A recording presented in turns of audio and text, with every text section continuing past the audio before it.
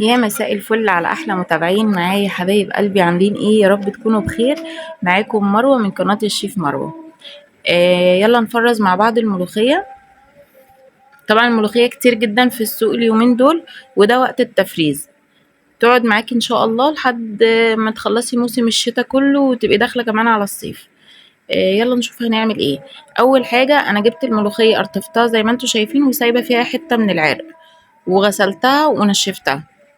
في الحلة دي ولعت على مية هنخليها تغلي غلوة. بعد كده هنحط عليها معلقة بيكنج باودر عشان تحافظ على خضرها، وهحط كمان معلقة سكر. تمام. اول ما المية تبدأ تغلي كده والبيكنج باودر يتفاعل مع المية والسكر، هنبدأ ننزل بالملوخية بتاعتنا غسلينها ومصفينها.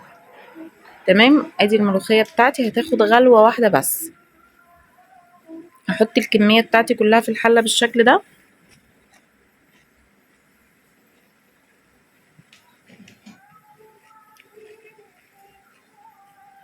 ما تنسيش وانتي بتقرطفي الملوخية تخلي فيها سنة عرق كده، عشان دي اللي هتديكي المطة بتاعت الملوخية دي. يعني دي احلى حاجة بتبقى في الملوخية بصراحة. شايفين بالشكل ده كده. هقلب بس عشان خاطر ايه، اوسع مساحة احط بقية الكمية.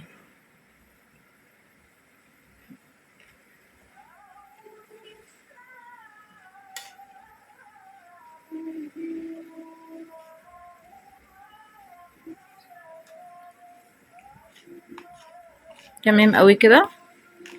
نديها بس تقليبة.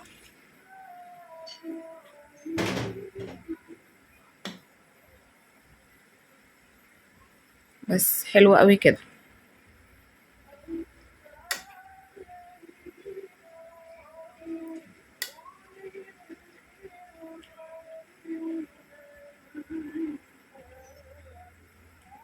هبدأ بقى اجيب مصفى وانشل الملوخية من المية في المصفى.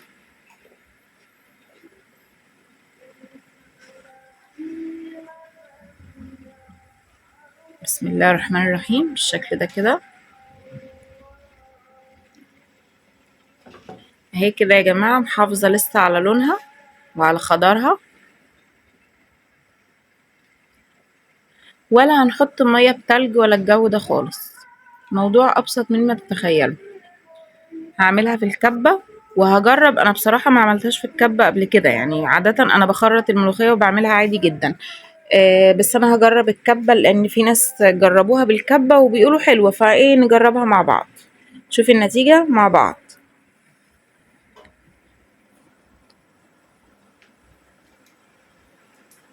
ننزل بالكمية كلها.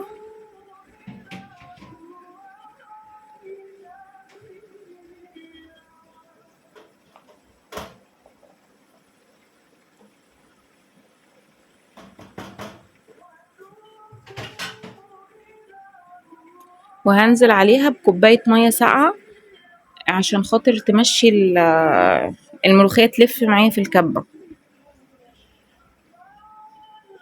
ممكن تحطي مية من بتاعة السلق، مفيش مشكلة. اللي سلقنا فيها كده كده فيها البيكنج باودر والسكر، بس انا ما حطيتش منها عشان كنت عايزاها تبقى باردة. طبعا المية كانت سخنة قوي، لو انت مبرداها عادي، لان لو حطيتي مية سخنة هتهري الملوخية. فطبعا احنا عايزين نبرد شوية، فحطيت مية ساقعة.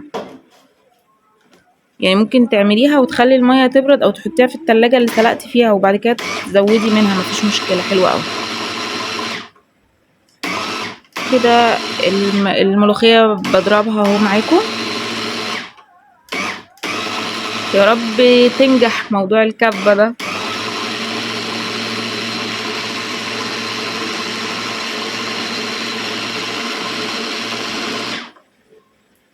كفاية بقى، يلا نبص عليها. انا شايفة ان هي مش ناعمة كفاية، بس انا تمام هفرزها على كده و... ولما اجي اعملها بقى هشوف اخبارها ايه. ايه رأيكم؟ مفيش اسهل من كده. هعبيها في اكياس وهسيب كيس بره عشان هعمل منه دلوقتي. ادي الملوخية معايا اهي. طبعا انا تلجتها في الفريزر وحاساها خشنة، فهديها ضربة واحدة كده بالهاند بلندر عشان احنا بنحب الملوخية تبقى ناعمة. بس كده تمام، حلو قوي. انا حطيت في الشوربة بتاعتي معلقة توم فريش كده، وهدي الملوخية غلوة وبعد كده نعمل التقلية مع بعض.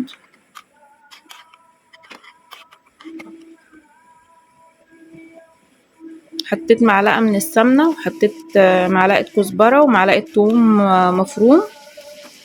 والتوم ده بالمناسبة انا مفرزاه اصلا في الفريزر. وعلى فكرة لما بتفرزي التوم في الفريزر وتحطي عليه ملح كتير ما بيتجمدش خالص، يعني ممكن تحفظيه من السنة للسنة ما يتجمدش خالص، مش محتاجة ان انت تحطيه في التلاجة ولونه يتغير. بسم الله، هننزل بالطشة على الملوخية ونطفي عليها النار، وهتاكلي احلى ملوخية. واو، حاجة تحفة. يلا بقى جربوها وقولولي رأيكم، وما تنسوش لايك وسبسكرايب، ومحتاجة منكم تفاعل كده. بسم الله، جميلة ولونها أخضر وتحفة تحفة تحفة. يلا جربوها وقولولي رأيكم. السلام عليكم.